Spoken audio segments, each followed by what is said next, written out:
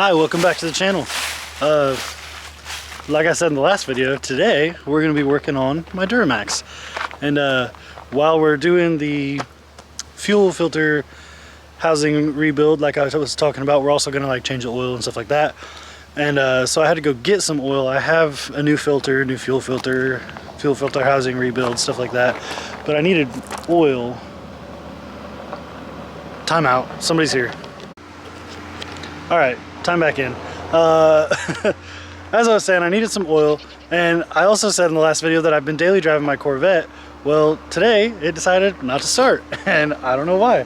It's acting like it has no voltage in the battery at all, so I had to steal my wife's Malibu, which is fine, because this thing's super comfy and basically brand new. And then I get to the store, and it's cheaper to get 1 gallon jugs of oil instead of the 2.5 or the 5 gallon bucket. So I had to get a bunch of these. What? It's really weird. Anyway, I'm gonna carry these in and then we'll get the Corvette started because I do still have to drive that to work tonight. And then we'll get to work on the Duramax. One kind of funny thing about my Corvette is because the battery's in the trunk, I have to, just in order to get to the battery to try and jump it from the battery or charge the battery, I have to pop the hood and get power to the car in order to pop the trunk. So I have to do that off the back of the alternator. It's a mess, but here we are. Just race car things, I guess.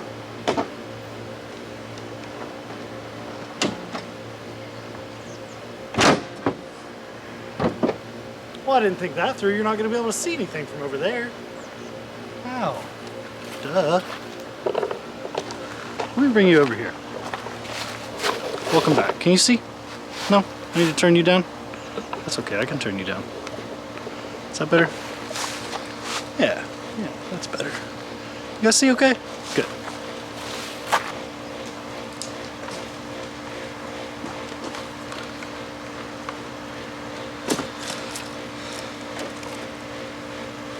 Also, if you buy one of these Harbor Freight jump boxes, buy the warranty because they go bad really fast. Like, they work great for 50 or 60 bucks or whatever, but by the time you use it a couple of times, it just stops working. But if you buy the warranty, and you only have to pay for the warranty once, I'm pretty sure, you just take it in and they give you a new one. They don't ask any questions.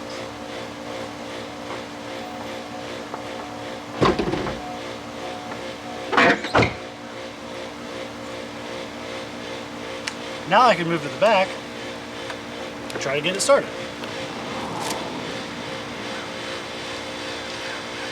Come on. You guys didn't think I was going to leave you up there, did you? Wouldn't do that.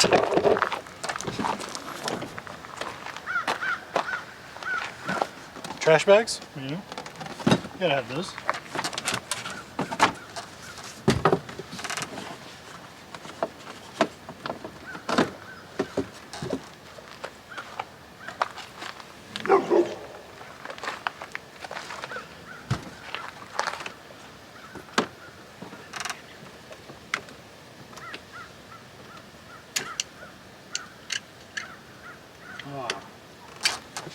I forgot about that. You can't really jump this thing from the battery. Make sure you guys are looking at what I'm looking at.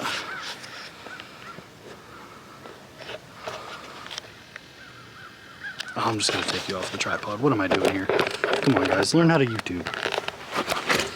So these things, they're like quick latches for the battery. And when you pull it up, it makes it come off. It makes it have no connection. So in order to jump it, I would have to have the connection and access to the terminals, but I can't do that. So I guess I'll just try to jump it off the back of the alternator. That's not gonna hurt it, is it? I don't know. I am newbie. I'm gonna try that. You guys just saw me hook it up to the alternator. There's nothing to see there, but we'll see if it starts. Moment of truth, guys. Moment of truth. Will she fire up?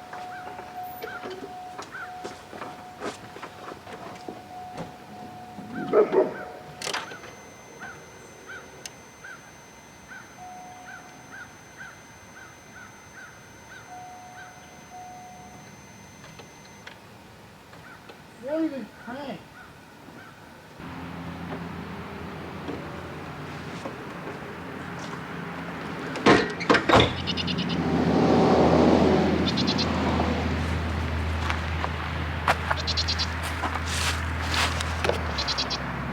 I have angered the Corvette gods or something. They ain't gonna let me drive this car today. Big bummer. Well, since there's no good way to jump that car really, I better not take my truck too far apart today. This is just being one big bust. Better not take my truck too far apart because I still can probably drive it to work. So I'm gonna see if it'll start and stay running so I can try to depend on it tonight to get to my job.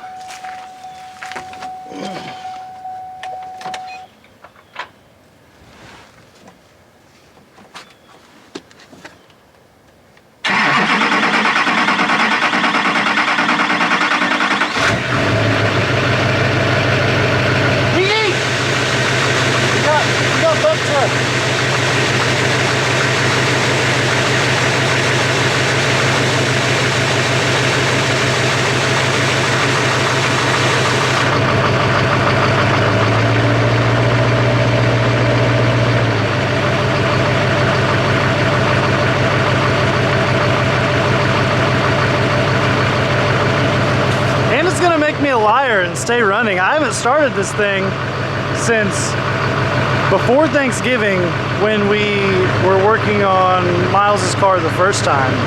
Like when I went and picked it up, that's the last time this truck drove. And it just started and stayed running.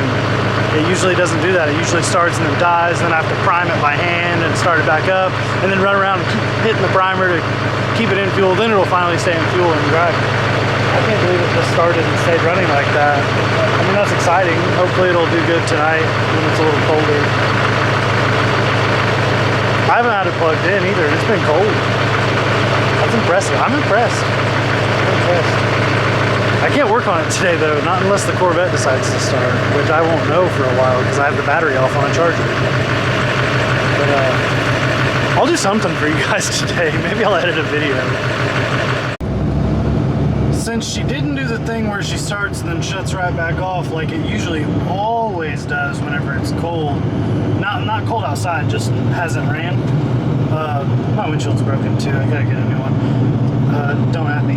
Anyway, I wonder if it'll do the other thing it does where when you do a pull it loses fuel pressure. So we're gonna look on the tuner here and see what she does. See if I can't get the clear off of that.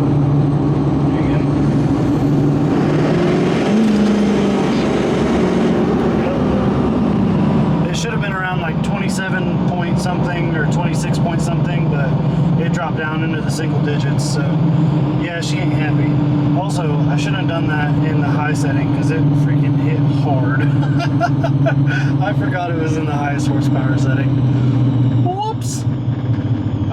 So yeah, definitely still have problems with the truck. I'm not just crazy. I'm gonna turn around and get back to the house now. So talk about another audible. This video now is gonna have nothing to do with my Duramax because my Corvette still won't start. I left the battery charger on it while I was at work all night. I left it on 2 amp charge for like several hours, probably 10 hours, and then 6 amp for 2 hours. And it's charged up. It reads like 13 volts with the key on the gauge, but it still won't start. But I think I know what happened, and we'll talk about that more when we get it in the garage, but we're gonna push it in the garage real quick, and then I'll sort of show you guys what's wrong with it, and we shall go from there. I don't know if you guys are gonna be able to see anything. You see anything over there? Is there a Corvette back there? Oh, there is. Wow, this camera actually does pretty good at night. There's like some lights out here, but they ain't very good. Yeah, you can see plenty. All right, we'll get to it.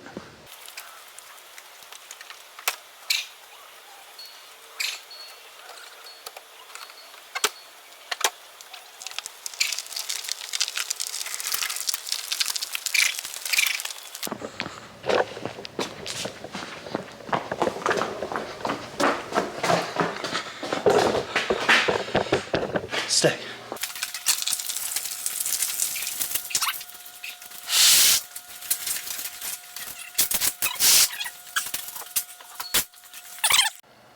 All right, so now that we're in the car,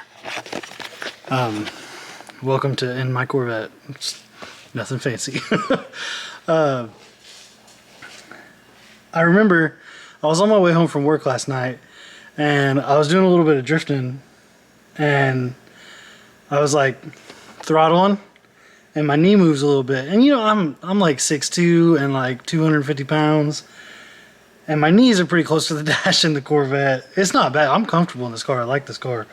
It's way, like, I've driven Miatas and stuff and been okay, but this is way better than that. So anyway, my knee was bouncing around by the dash, and one of the previous owners of this car had like a wiring mishap, and they put this switch in and it runs to the starter.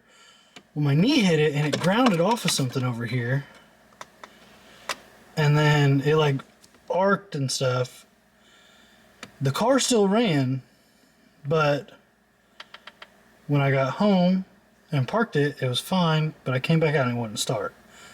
So I think something happened here. And before, like, you can start it with the key. You don't have to use that. That's just there because I didn't want to cut the wire and cap the wire or whatever.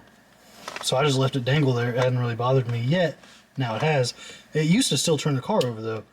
Now it doesn't. So something bad has happened. I don't know if you had the key in before or not. I don't even work with the key on, so. Yeah. I'm assuming what probably happened was it probably blew the fuse going to the starter, I assume. So that's what I'm going to try first, is finding, which I don't have the covers for the fuse panels, so I don't know which fuse is which, but I'll have to like do some Googling and find out which fuse goes to the starter, and we'll replace that. So we'll see you then. So something bad has happened. The car started just fine before that situation happened last night, and it also, like I said, would crank with that switch, and then that switch arced out, and now it won't start with the key or the switch, but like it won't turn over at all. And I checked both the crank signal fuse and the big starter fuse, and neither one of them are blown. So I don't know if it grounded out real bad and like burnt a wire somewhere, or if it, like, maybe that switch is wired straight, it's not wired to a fuse. It could have taken the solenoid on the starter out, so we're gonna have to jack the car up and see if that's the case. I'm kind of scared because this was my daily until that happened, and I'm driving my truck right now, but as I stated, it's not that reliable. So we'll get the car jacked up and I'll take you under there with me. So I've never actually been underneath this car yet. I've only owned it for a couple of months, like 3 months or something. And I'm rather displeased right now by this wire dangling and hanging out real low, because this car is pretty low too. And then all of those hanging out, just dangling over there by the starter. That's probably my problem. I am upsetting spaghetti. Big bum. Should have got a real FD. Fight me back there, alright? Enough from the freaking peanut gallery, Justin, talking about real FDs. Why don't we show the folks at home your real FD? You can walk over here, it's raining and cold. Yeah? You want to show that off, bud? Huh? You want to show that off? Everybody knows it's junk. Well, I wouldn't call it junk, but It's really expensive junk. at least mine ran yesterday. Yeah. Okay. Half of my cars ran yesterday. Yikes. So back to this wiring mess. I'm going to check it out and see what I think, and I'll grab you guys in a second. So upon further inspection, the wires underneath the car, the ones towards the front further were fine, so I just zip tied them up. Everything was good there. And the ones towards the back were just an O2 sensor, and there's plenty more where that came from. with these long tube headers, I can't get the starter off without taking the headers off, but looking at these wires, like, some of them look a little worse for wear. But I tried arcing it, and it won't even arc, so I'm not sure if it's even getting power to the starter at all. But I reached a long screwdriver through here and tried to arc it to no avail. So I'm gonna check some more fuses and stuff. I checked the crank signal and the starter fuse, like I said a second ago, but I didn't check like all the ignition fuses and stuff. So I'm gonna try those next. Wish me luck.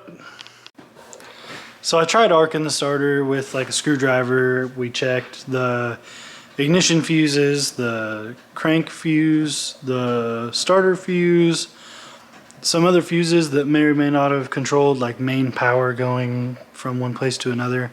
And none of the fuses are bad. They're all good. It doesn't arc. It acts like that switch that the prior owner had wired up. If you touch the two wires together on it, it arcs. Like, say the one coming from power touches the one that's supposed to go to the starter, but the one to the starter acts like it's grounded, so it just sparks. And it's not looking good. I think I might have to change the starter, which sucks because like with long tubes, the header has to come off, and I don't want to do that. I might have to. So that doesn't sound fun. I work in like industrial maintenance and stuff, so I have a nice Fluke multimeter, but it's at work right now, so I'll bring that home tomorrow and put a multimeter on it. But until then, I think this video is getting about long enough, so you know, come back for more Corvette work when I'm supposed to be working on my Duramax. Like, comment, subscribe.